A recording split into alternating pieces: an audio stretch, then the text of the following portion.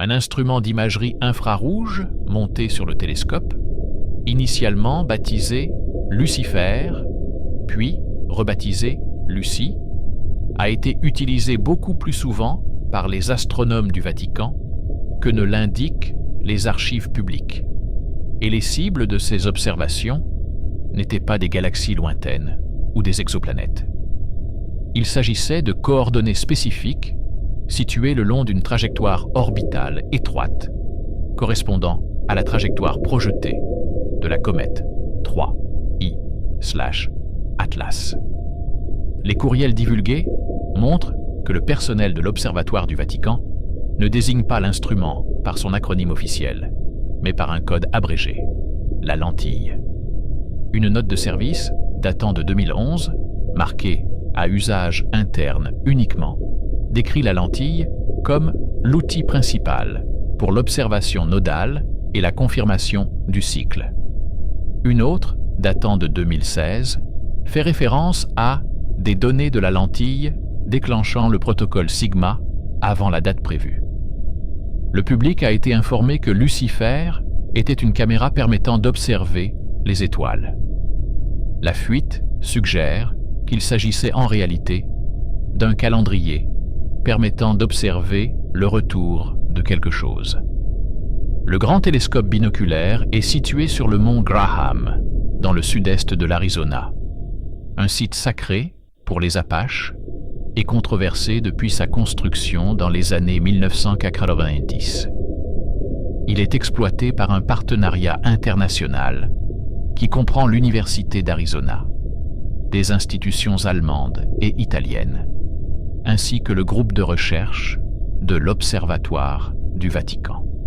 La participation du Vatican est présentée publiquement comme une collaboration entre la foi et la science. Des prêtres jésuites et des astronomes travaillant côte à côte pour explorer le cosmos.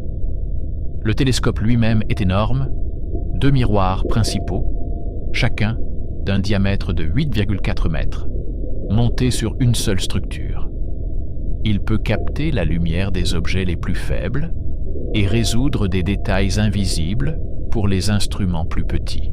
En 2005, des chercheurs allemands ont installé une caméra infrarouge avancée conçue pour scruter la poussière cosmique et détecter les signatures thermiques d'étoiles lointaines et de planètes en formation. Ils l'ont baptisé Lucifer, acronyme de Large Binocular Telescope, Near Infrared Utility, with Camera and Integral Field Unit for Extragalactic Research, Grand télescope binoculaire, proche infrarouge, avec caméra et unité de champ intégrale pour la recherche extragalactique. Techniquement précis, optiquement puissant. Et, avec le recul, un désastre en termes de relations publiques. Le nom a immédiatement suscité la controverse.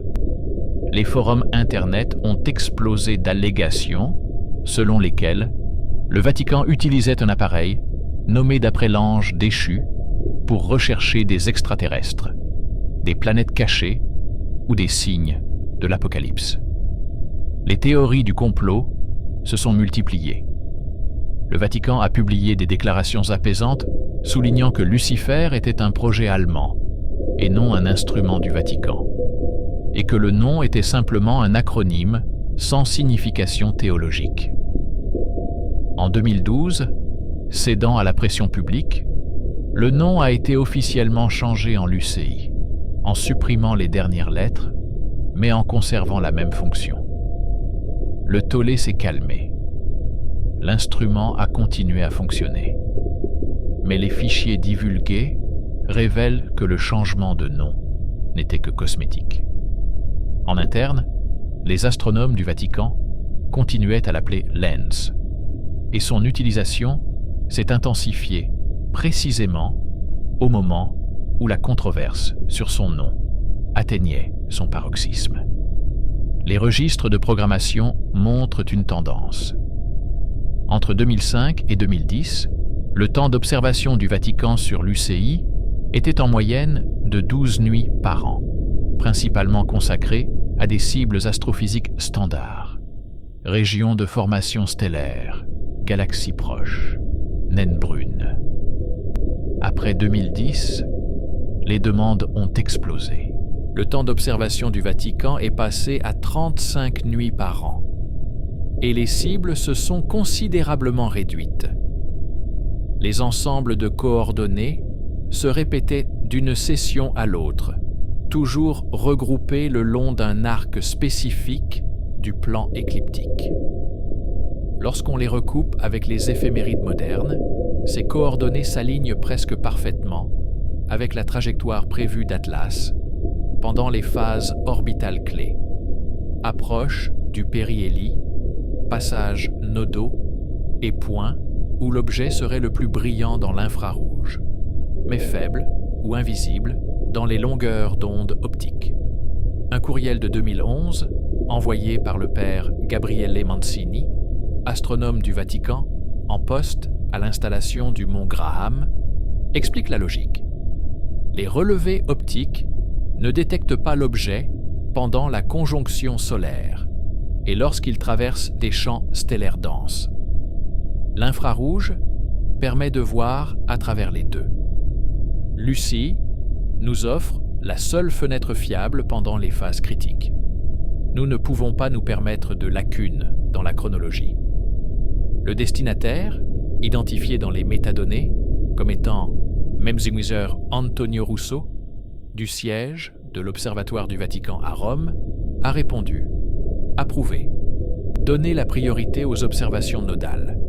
La confirmation du cycle est essentielle pour les mises à jour du protocole. » Le mot « protocole » apparaît 46 fois dans les emails divulgués, toujours en majuscules, toujours sans explication. Mais le contexte est clair.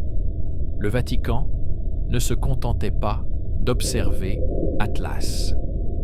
Il utilisait les données Lucie pour affiner ses prévisions et déclencher des mesures de réponse interne. Une autre partie de la fuite concerne les enregistrements d'étalonnage.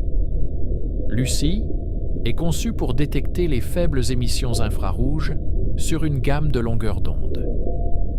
Mais les sessions du Vatican se sont toujours concentrées sur une bande étroite, 2,3 microns, une longueur d'onde sensible aux émissions thermiques des surfaces chaudes et de certains gaz.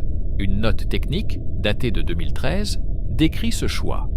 Signature cible la plus forte, à 2,3 microns, pendant les phases de périhélie. Correspond à la production thermique prévue à partir de la surface ou du panache d'échappement, si l'objet présente des processus actifs. La glace cométaire standard se sublime à différentes longueurs d'onde. Cela suggère une composition non standard. L'implication est claire. Les astronomes du Vatican ne recherchaient pas une comète typique. Ils recherchaient quelque chose dont les caractéristiques thermiques ne correspondaient pas à celles de la glace et de la roche naturelle. Les courriels font également référence à des événements nodaux. En mécanique orbitale, les nœuds sont les points où la trajectoire d'un objet croise un plan de référence. Dans ce cas, l'écliptique, le disque plat du système solaire. Pour Atlas, ces croisements se produisent à des intervalles spécifiques. Les fichiers divulgués montrent que les observateurs du Vatican considéraient chaque croisement nodal comme un événement marquant qui devait être confirmé visuellement et enregistré avec une grande précision. Le père Mancini a écrit en 2014 « Troisième croisement nodal confirmé via lens. La luminosité et le profil thermique de l'objet correspondent à la projection dans la marge d'erreur. Je recommande de passer à la phase 2 du protocole Sigma. » Réponse de Mgr Russo. D'accord. Informez le préfet et mettez à jour les calendriers d'urgence. Le protocole Sigma apparaît dans les fuites comme un plan d'intervention en plusieurs phases directement liées à la position orbitale d'Atlas. Phase 1. Observation continue et collecte de données. Phase 2. alerte interne aux hauts responsables de l'Église et à certains représentants du gouvernement. Phase 3. Activation des sites sécurisés et relocalisation du personnel. Phase 4. Communication publique. Si et quand la divulgation devient inévitable. Les fichiers ne précisent pas quel événement rendrait la divulgation inévitable, mais le moment est clair. Chaque phase se déclenche lorsque Atlas franchit un seuil spécifique: distance par rapport à la Terre, luminosité ou tout autre paramètre mesurable détecté par la lentille. Dans ce contexte, le nom Lucifer prend une résonance différente. Lucifer signifie « porteur de lumière » en latin, dérivé de l'étoile du matin Vénus. En astronomie infrarouge, l'instrument apporte littéralement de la lumière, des signatures thermiques invisibles, dans le domaine visible des données. Mais les courriels divulgués montrent que les initiés du Vatican étaient parfaitement conscients de la portée symbolique. Un échange, datant de 2010, juste avant le changement de nom, montre le père Mancini plaisantant. Nous aurions peut-être dû l'appeler Gabriel ou Michel. Cela aurait nécessité moins d'explications aux laïcs. Rousseau a répondu: « L'équipe allemande a choisi ce nom pour des raisons techniques. Nous le tolérons. Mais oui, l'image est mauvaise. Je recommande que nous fassions discrètement pression pour obtenir une révision. » Le nom a changé. Le travail, non. En 2015, le Vatican avait effectivement monopolisé le temps d'observation de Lucie pendant les fenêtres d'observation clés. Des documents d'achat divulgués montrent qu'il a payé des tarifs supérieurs à la norme pour s'assurer un accès prioritaire, surenchérissant sur les groupes de recherche universitaires. Un astronome de Heidelberg, membre de l'équipe allemande qui a construit l'UCI, s'est plaint dans un email divulgué séparément. « Nous avons conçu l'instrument et maintenant, nous sommes écartés pour des sessions qui ne produisent aucune donnée publiée. » Les observateurs du Vatican réservent des nuits, collectent des images et ne partagent rien. Ce n'est pas ainsi que fonctionne la science collaborative. La réponse officielle du Vatican, transmise par voie diplomatique, invoquait des recherches exclusives en cours d'examen interne et promettait une publication éventuelle. Aucune publication de ce type n'est apparue. Les fichiers divulgués comprennent des données d'images brutes provenant de plusieurs sessions l'UCI du Vatican entre 2016 et 2020. Une analyse indépendante, réalisée par des astronomes qui ont obtenu la fuite, confirme ce que l'équipe du Vatican a vu. Une faible source infrarouge ponctuelle, se déplaçant lentement par rapport aux étoiles en arrière-plan. Une signature thermique incompatible avec la glace cométaire standard et des variations de luminosité, suggérant soit une rotation, soit une émission dirigée. Un analyste a noté: cela ressemble moins à une réflexion passive de la lumière du Soleil qu'à quelque chose doté d'une source de chaleur interne ou d'une orientation contrôlée. Si je ne connaissais pas le contexte, je signalerais cela comme un objet artificiel. En 2017, alors qu'Atlas devenait visible pour davantage d'observations terrestres et commençait à générer des alertes automatisées provenant des réseaux de suivi des comètes, les sessions Lucie du Vatican ont changé d'orientation. Au lieu d'observations générales, elles ont ciblé des fenêtres très spécifiques, des observations de plusieurs heures du même petit coin de ciel, répétées pendant plusieurs nuits consécutives. Les notes de programmation décrivent ces observations comme une surveillance du flux et une cartographie du gradient thermique. Un email du père Mancini à un collègue explique: Nous ne confirmons plus la position. Nous caractérisons le comportement. La lentille montre des impulsions thermiques périodiques. L'intervalle correspond à la période de rotation prévue.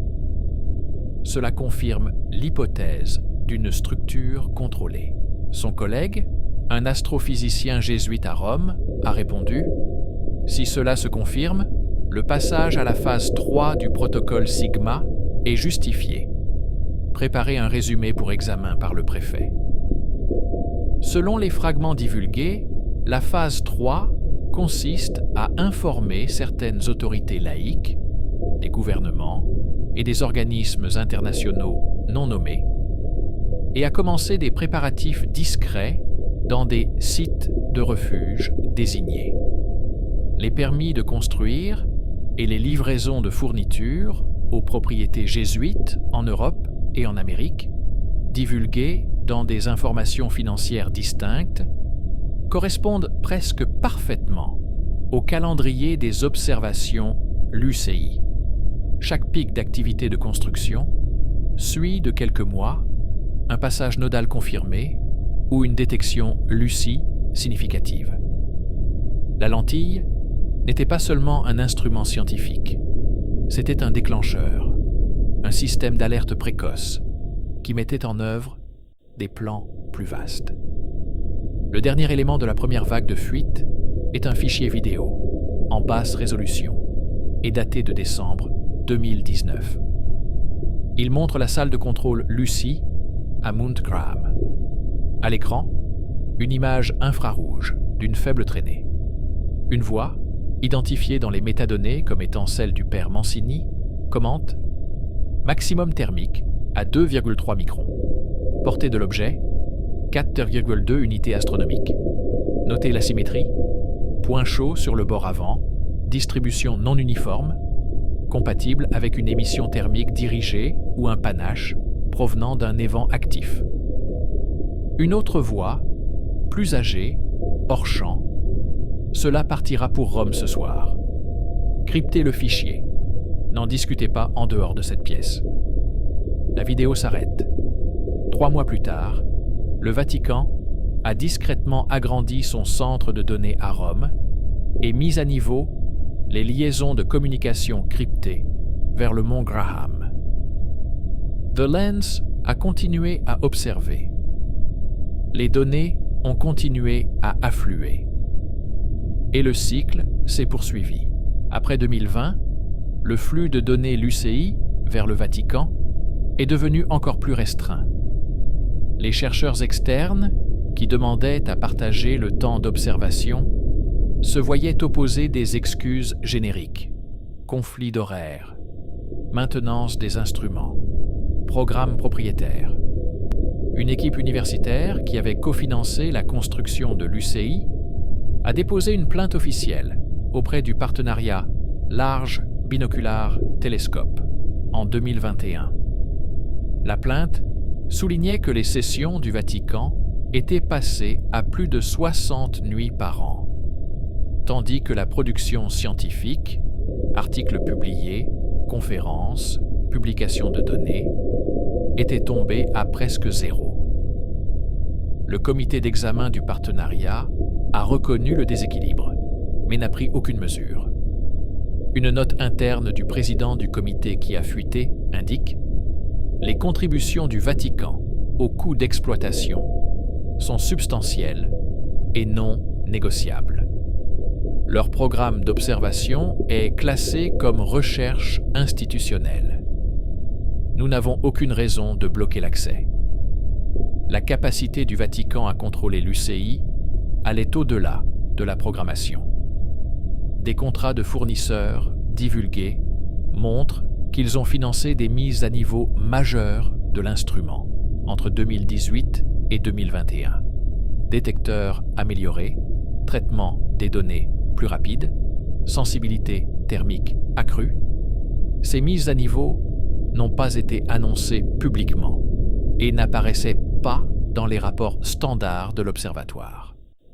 Un ingénieur impliqué dans l'installation a écrit dans un email privé Les nouveaux capteurs augmentent la sensibilité de l'UCI d'un ordre de grandeur, en particulier dans la gamme de 2 à 3 microns. C'est une focalisation très étroite. Normalement, on voudrait une capacité à large spectre. Cela semble être fait sur mesure pour une seule cible. Lorsqu'on lui a demandé quelle était cette cible, il n'a reçu aucune réponse et on lui a demandé de signer rétroactivement un accord de non-divulgation. Parallèlement au travail technique, l'activité diplomatique du Vatican s'est intensifiée. Des câbles divulgués entre la secrétairerie d'État du Vatican et les nonces, ambassadeurs papaux, dans 12 pays, font référence, de manière codée, à des mises à jour sur les contingences célestes et à des étapes importantes pour la confirmation de l'ENS. Un câble de 2020, adressé aux nonces à Washington, mentionne une préoccupation commune concernant l'approche nodale de l'objet Atlas et demande une coordination discrète avec la Force spatiale américaine et le Bureau de coordination de la défense planétaire de la NASA.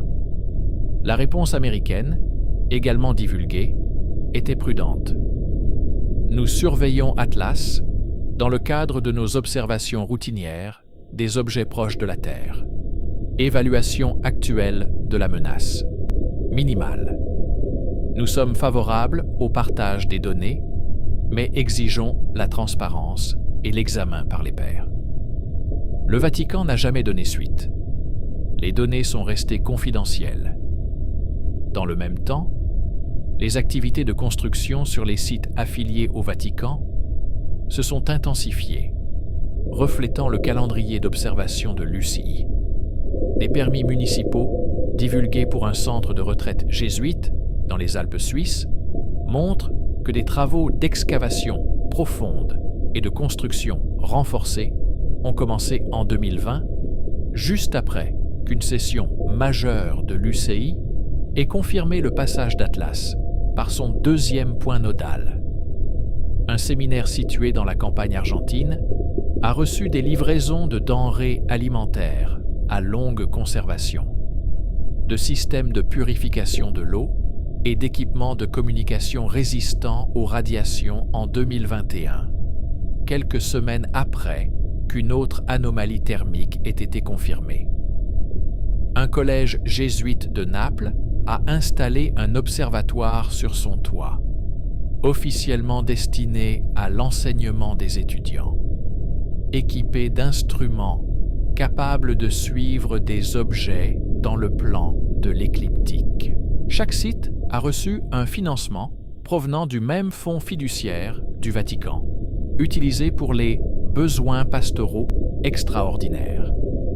Les fichiers divulgués révèlent 6 détails essentiels sur la manière dont le LENS et le programme plus large du Vatican s'articulent.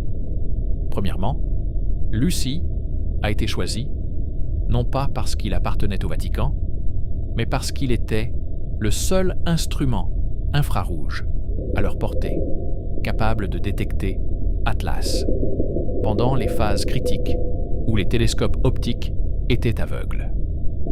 Deuxièmement, le Vatican a payé plus que les tarifs du marché et a financé des mises à niveau majeures afin de garantir un accès exclusif et une sensibilité maximale pendant les périodes clés.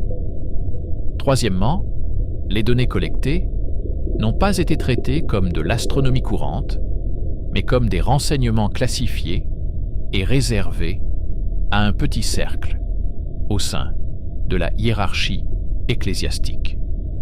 Quatrièmement, les observations de l'UCI ont directement déclenché des escalades dans le système interne Protocole Sigma, qui reliait les événements célestes aux préparatifs terrestres. Construction de bunkers, stockage de fournitures, alerte du personnel. Cinquièmement, le Vatican a partagé des informations limitées avec certains gouvernements, mais a refusé la transparence totale, conservant le contrôle sur le récit et le calendrier. Sixièmement, la controverse autour du nom Lucifer bien que publiquement embarrassante, a peut-être servi de diversion commode. Le monde débattait du symbolisme, tandis que le véritable travail de suivi d'un objet en retour se poursuivait discrètement dans l'infrarouge. Une analyste des risques venus de l'extérieur de l'Église a rédigé une évaluation confidentielle en 2019 qui fait également partie des fuites. Sa conclusion était sans détour. Si les données LUCI confirment qu'un objet artificiel ou contrôlé s'approche de la Terre, et si le Vatican retient cette information tout en préparant en privé certains sites et du personnel, l'institution risque de perdre de manière catastrophique son autorité morale lorsque la vérité éclatera. La dissimulation sera jugée plus sévèrement que l'événement lui-même. Le rapport a été pris en compte, mais aucune mesure n'a été prise. Le contrat de l'analyste n'a pas été renouvelé. Une correspondance divulguée en 2022 montre des tensions entre les astronomes du Vatican et leurs homologues laïcs. Les scientifiques de la NASA et de l'ESA souhaitaient coordonner les observations d'Atlas à l'approche de son périhélie, prévu en 2027. Le Vatican a tergiversé, offrant des engagements vagues et des données limitées. Un chercheur de la NASA a écrit sans détour: « Vous disposez de la meilleure couverture infrarouge de cet objet depuis 15 ans. S'il y a quelque chose d'anormal, nous devons le savoir maintenant, et non lorsqu'il sera trop tard pour réagir. » La réponse du Vatican, par le père Antonio Ricci, actuel directeur de la Specola Vaticana: « Nos données font toujours l'objet d'un examen interne. Le partage de conclusions incomplètes ou ambiguës pourrait conduire à des interprétations erronées. Nous communiquerons les conclusions exploitables par les canaux appropriés lorsque cela sera justifié. » Traduction. Nous ne vous dirons pas ce que nous voyons. Une note non signée datant de 2023, trouvée au cœur de la fuite, décrit un exercice de simulation mené par des astronomes du Vatican et certains conseillers jésuites. Ils ont modélisé un scénario dans lequel Atlas passe à une distance équivalente à l'orbite lunaire, générant des perturbations électromagnétiques détectables par des instruments au sol et des phénomènes visibles: aurore, ionisation atmosphérique, voire effet audible. La simulation posait les questions suivantes. Comment le public réagirait-il? Comment l'Église devrait-elle réagir? La conclusion? La sensibilisation du public sera inévitable si la proximité déclenche des effets observables. Stratégie recommandée: présenter l'événement comme un phénomène céleste naturel, mais rare. Éviter toute spéculation sur une origine artificielle, sauf si la confirmation est absolue et inévitable. Préparer des déclarations mettant l'accent sur la curiosité scientifique, la providence divine et le calme. Les journaux de données des sessions LUCI de 2023, les plus récents dans la fuite, montrent que l'équipe du Vatican suit Atlas avec une fréquence croissante. Ils l'ont observé chaque nuit claire pendant certains mois, établissant une carte thermique détaillée et chronométrant les variations périodiques de luminosité à la minute près. Une note technique décrit l'objet comme remarquablement stable en termes de rendement thermique, ce qui suggère soit une isolation profonde, soit une gestion thermique active. Une sublimation naturelle présenterait des fluctuations irrégulières. Ce n'est pas le cas ici. Une autre note ajoute « période de rotation », fixée à exactement 9 heures, invariable sur plusieurs époques d'observation. Les objets qui tournent naturellement présentent une dérive de période. Cela suggère une rotation contrôlée ou une symétrie structurelle incompatible avec une comète fragmentée. Dans cette image, la lentille est bien plus qu'un appareil photo. Il s'agit du principal outil de renseignement du Vatican pour surveiller un objet dont ils pensent ou savent qu'il n'est pas ce qu'il semble être. C'est le mécanisme par lequel les observations célestes se traduisent en actions terrestres. Construction, stockage, alerte, protocole. Et c'est la raison pour laquelle l'Église a pu garder une longueur d'avance sur la conscience publique, en suivant Atlas dans des longueurs d'onde dont la plupart des gens n'ont jamais entendu parler, pendant des fenêtres d'observation qui coïncident avec ces phases les plus révélatrices. Qui a autorisé le programme Lens et quand a-t-on décidé qu'Atlas méritait un tel niveau de secret? À quoi ressemble le protocole Sigma dans son intégralité? Et à quel moment la phase 4, la divulgation publique, devient-elle inévitable? Si Lucie a confirmé une signature artificielle, pourquoi aucun astronome en dehors du Vatican n'a-t-il été autorisé à la vérifier?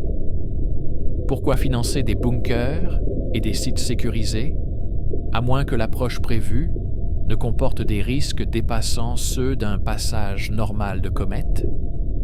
Que se passe-t-il lorsque l'objet franchit le dernier nœud et que Lens ne peut plus le suivre parce qu'il est trop proche, trop brillant ou directement au-dessus de nos têtes?